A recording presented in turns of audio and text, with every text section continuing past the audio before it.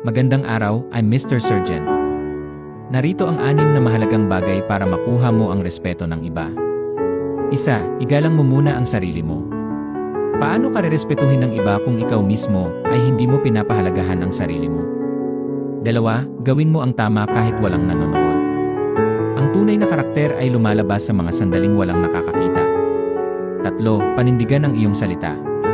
Ang isang salitang may prinsipyo ay mas mabigat kaysa sa 1,000 pangako. 4. Makinig bago magsalita. Ang taong may respeto ay marunong makinig. Ang mayabang ay laging gustong mauna. 5. Magpakumbaba sa tagumpay at maging matatag sa pagsubok. Dito nasusukat ang tunay na lakas ng isang tao. 6. Igalang ang lahat kahit wala silang maibibigay sa iyo. Dahil ang respeto ay hindi nakabase sa ranggo kundi sa pagkatao. Hindi hinihingi ang respeto. Pinatutunayan ito